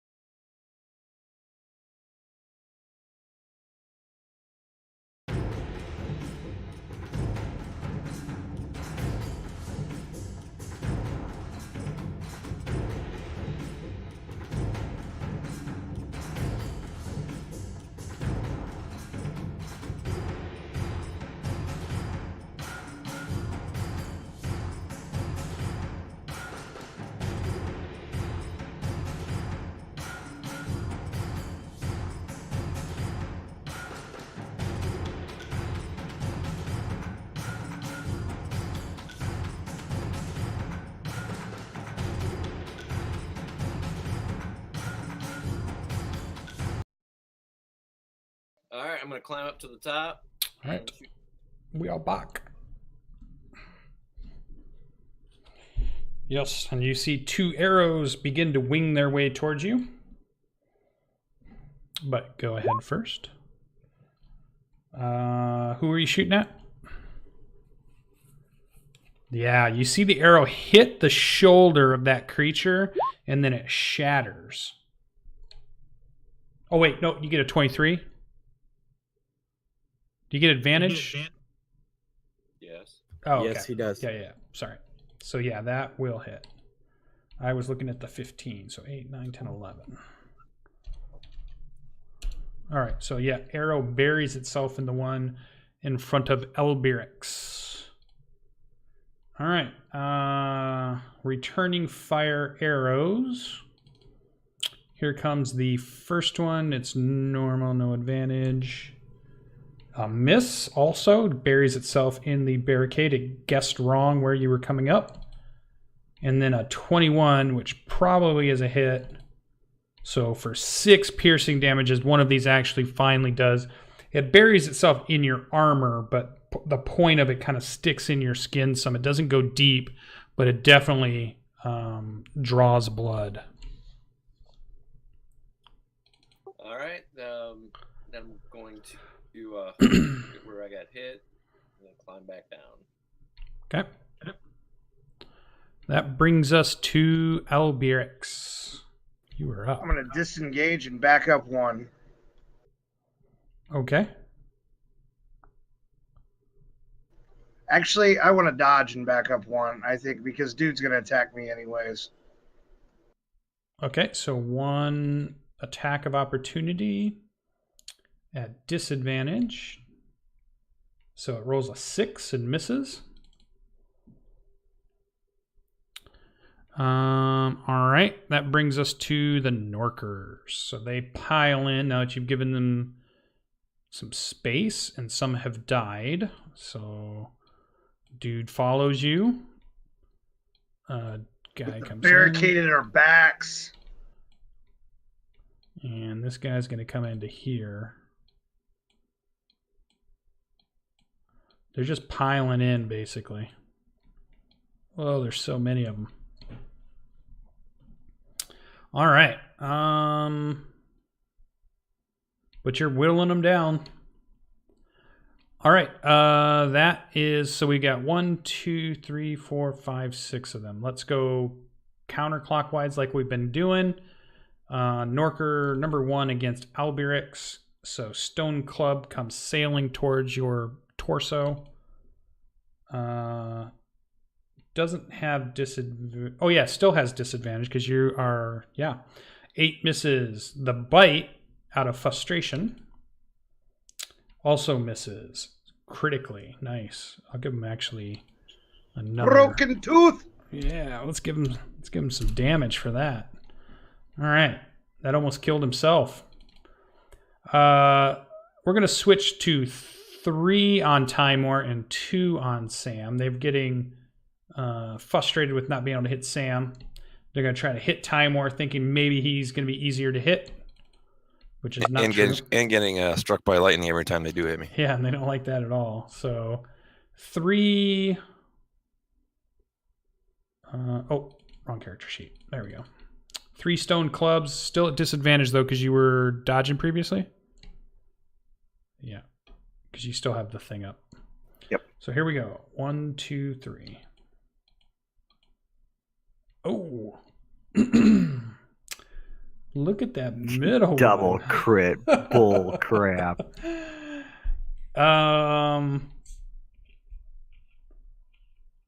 So that is a minus to your AC by 1. But you take 5 bludgeoning damage. Not very good damage, but... But they connected. Yeah, but they did hit. That is for sure. But the other 2 miss completely. They try to bite and miss completely. They cannot get through the iron splint mail defensive guard of Timor. We have 2 of them coming after Sam. These are normal, not disadvantage, but here we go. 1, 2. Nowhere near high enough to get through your armor class. As you block and kick their weapon away, they try to bite at your leg and still miss. So your guys' armor class is just holding fast. Now you just need them damage dealers to start taking these guys down. It'll be good. That is the Norker turn. Brings us to Scrawl. All right. To the top of the barricade. Get him, Birdman. And then almost all the gnolls have been hit, right? Yeah, most of them look wounded to you. All right. Then I pick whichever one and let them have it with the Toll the Dead. Okay. If I can get the sheet to work here. There it is. Yeah, misses, so gets full 6. Yep. Oh, so this front one to the right, again, you can see it hits kind of as the toll happens, and then you see his above his knee, up his thigh, the skin on the upper leg begins to necrotize and turn black and crackle as the flesh itself dies. Very agonizing and painful as it lets out a howl of pain and anger at you. And then the shooting happens. And then 3 arrows come shooting out to strike this bird creature that dares to cast spells at them. So longbow number 1, miss. Longbow number 2, a 14. Just misses. Just misses. And an 8. 3 more arrows go sailing off, and these gnolls have been completely ineffective in their trap. Good job. Brings us to Sam, unless you have anything else.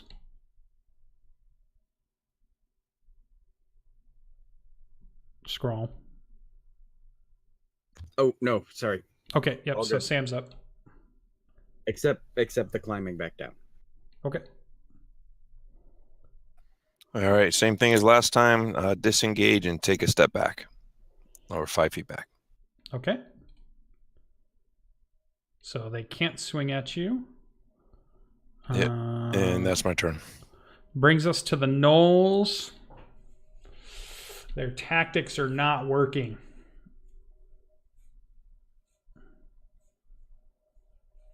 But they're gonna stick with them for now. Timor, Albirex, and Sam, you can give me a perception check. You might notice something.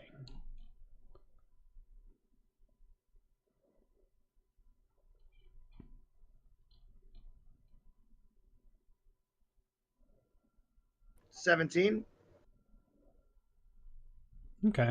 So Albirex and Sam notice that this one is shouting over its shoulder, and then you're hearing more like an answering voice that's louder and more guttural and deeper from much further back as an answer. And then this one says something again, and you hear a response again. So it's clear this back gnoll is communicating with somebody deeper into the black pyramid.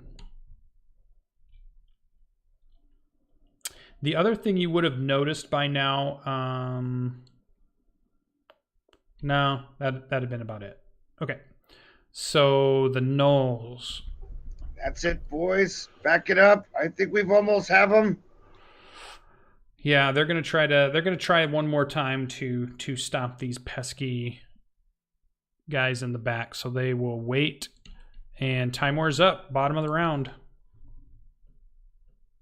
I will stay dodging and back up. All right, 1, 2, 3, but a disadvantage. We'll say 2 bites and a club this time. So miss 9, A roll of a 14 on a bite, miss. Roll of a 15 on a bite, miss, miss, miss. Can't get through your armor. The paladin and the cleric holding fast. Even the druid. Shields locked together. Yeah, even the druid is holding out. Are we holding hands, Timur, or not? No. Singing songs. We're singing Kumbaya. Linked arms. All right, so that was round number 5. So this is round number 6. Now the totem has a few more rounds yet, but it's getting towards the end of its power. Starting Does anybody at the have top. any hit points left off of that thing? The guys in the back, have they been hit? Oh yeah, they might have been. Yeah, I lost mine. I'm gonna scramble to the top. This time I'm gonna jump down and land here. And I'm gonna do my breath weapon. Nice. All right, 2 arrows do try to fly at you as you're doing that, but go ahead and light off. Is it the cone or is this a straight line breath weapon? It is the cone. Okay, is it 15-foot cone? 15-foot cone. Yeah, so I think it gets this 1, 2, 3, 4. I think, yeah, because you would stack it. You would go the first one, then the 3, and then the 4, one way or the other. 1, 2, 3, 4. Well, Yeah, so I get 4 altogether. yeah. Yeah, I think you get 4 of them. All right, they have to make a DC check and beat a 14, and then on a fail, they take 2d6 damage on a fail. Nice. Go ahead and describe what it looks like as you're rolling the damage for it, too. And what type of... It was a con save or a dex save? It's a dexterity save. So they're going to try to dodge out of the way of it. Now, yeah, go ahead and describe what it looks like. All right, I run up. I join the line, the guys, and my mouth opens up, and I squat down, and I just let this fire roar out of my mouth. That's it. Nice. All right, so 2 of them make it, and 2 of them... So 2 of them take half damage, and 2 of them take full damage. So the first 2, which would be the closest, so the closest one and the next one up, and then the 2 behind it would take the full. So go ahead and roll the damage.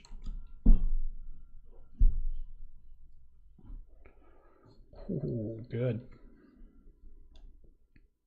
Oh, you're going to roll them individually. Okay. Because I was going to give you 10s on all of them, but I'll go with that.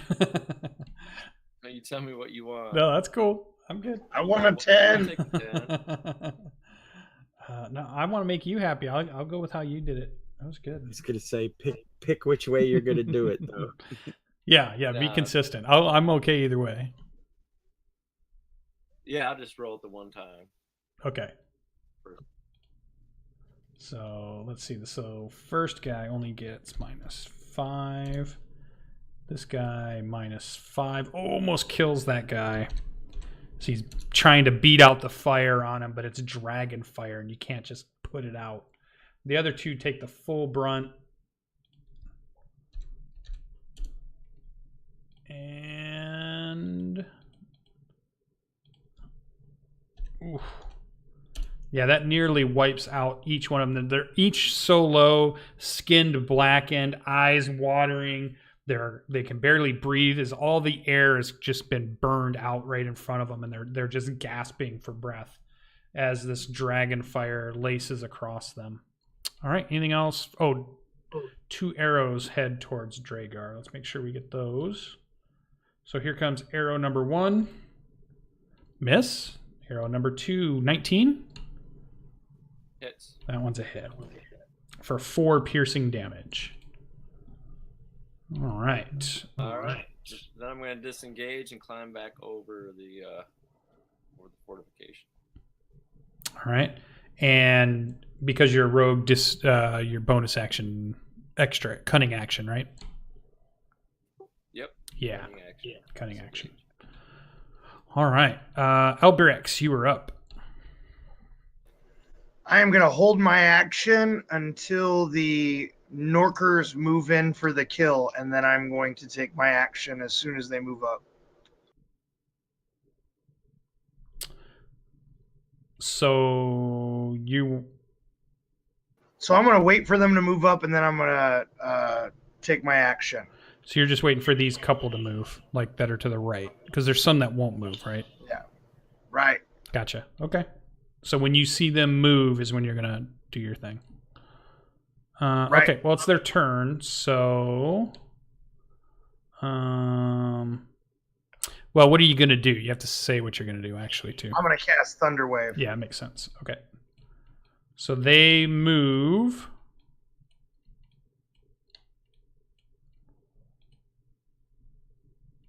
Go ahead.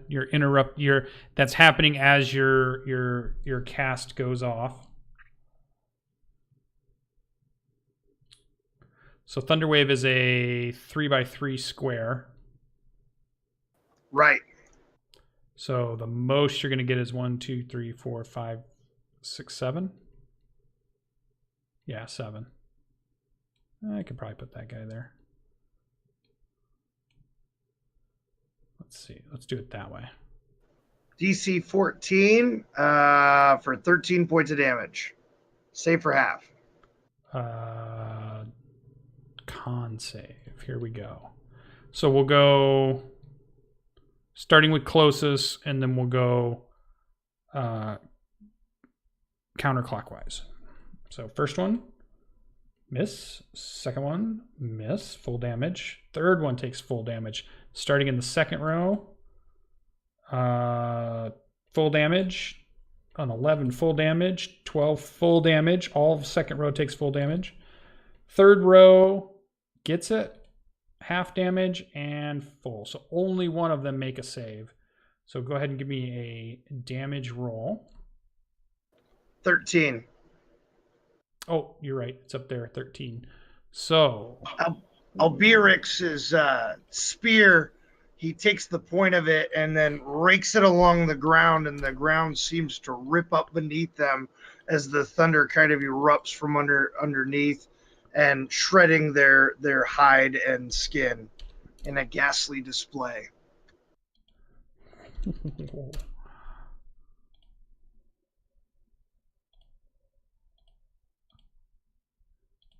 Oh, this one was only half, so that's a 6. This one's full. Okay. Yeah. Whew. Yeah, so 3 of them crumple in that exchange. 3 of them are seriously wounded. Only one of them came out of it kind of okay. And we hear the thunder wave not only reverberate throughout the Black Pyramid, but the big valley that's behind you. You can just hear it echo off of the canyon walls as it cracks through these creatures. Ooh, it was big damage. Nicely done. That's my turn. Scrawl is up. Continuing with the Knoll assault, the one that didn't die last time but is almost dead, I will let him have it again. Okay. DC 14. Nice damage. Wisdom. They don't have good wisdom, but here we go. Oh, he makes it. He shakes off your second attempt to toll the dead. And 3 arrows swing your way. An 11 would miss. A 14 misses. Oh, but I think a 16 hits. So we see some feathers fly up as 2 piercing damage from an arrow. Woo! Totem saves me. You're like dynamite chicken back there. It's awesome. Macaque! All right. Anything else from Scroll? Just climb back down. Sam's turn.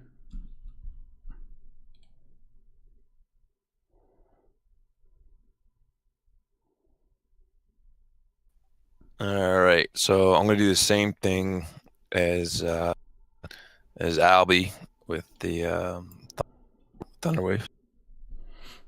All right, go ahead.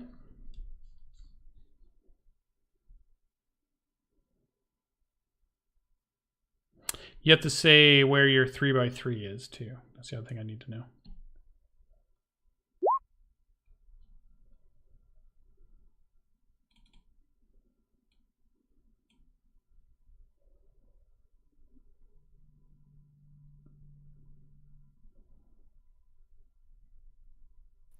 I'm going to start with the one.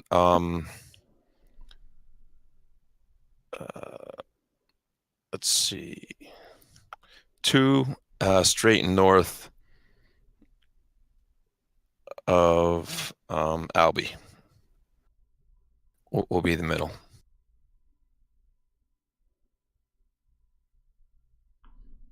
Okay. So DC 13. So that'll hit 1, 2, 3, 4, 5. That should hit 6 of them. Okay. Yeah. All right. So. Okay. So here we go.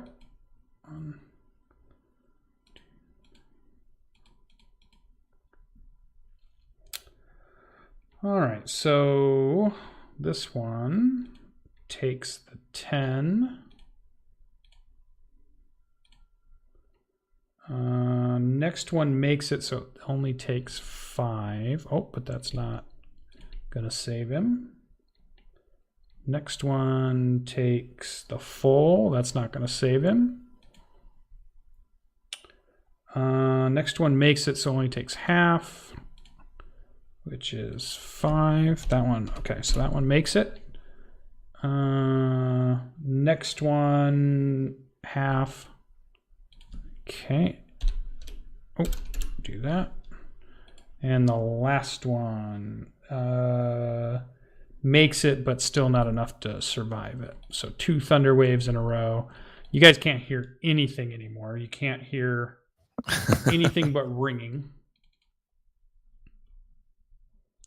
Yeah, it's like that's about it. Anything else from Sam? That's it. All right. Knolls. They fall back.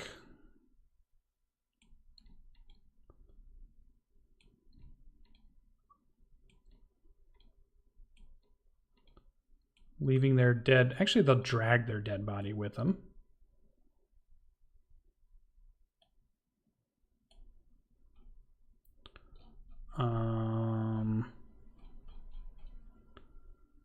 And you do see more movement in the shadows of the pyramid. There's definitely more stuff at the back of the pyramid going on. You can't quite tell from where you're at, but there's something going on.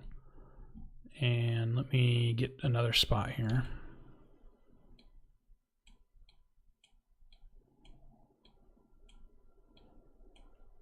Because they are doing that. And then you see a line in a second here.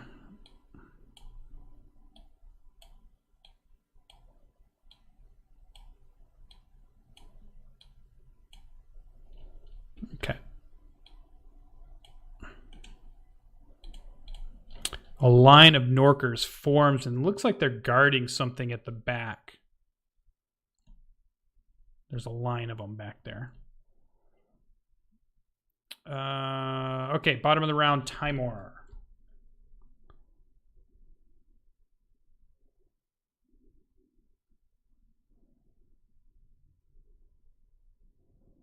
Can move there and attack that Norker to the right. Sure.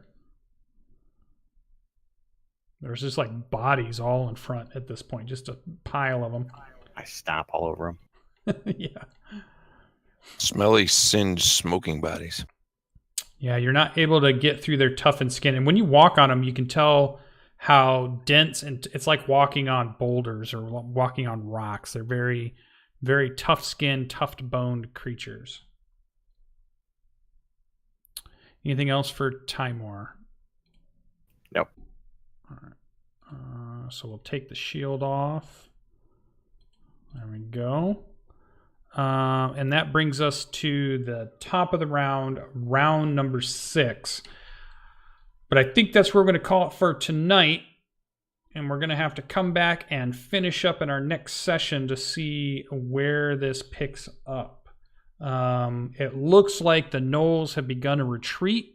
There's some type of guard force towards the back trying to block their retreat. You can hear orders being shouted, and it sounds pretty organized at this point as far as you don't recognize what the language is, but you recognize there's orders being given. People are following orders. There's the yelling of commands are happening in the background. And those of you that, well, it's just too dark until you get back closer to see what's happening back there. So it's just a lot of something happening back in the shadows of this black step pyramid that you guys have found. Is it all still in Knoll? Yes, it's Knoll speak, unless somebody speaks it. And it sounds like it's the gnolls speaking to the gnolls. You don't hear the Norkers really speaking very much at all. But all right, so that's where we're going to go ahead and end tonight's session. When we come back next week, we will pick back up in the Black Pyramid.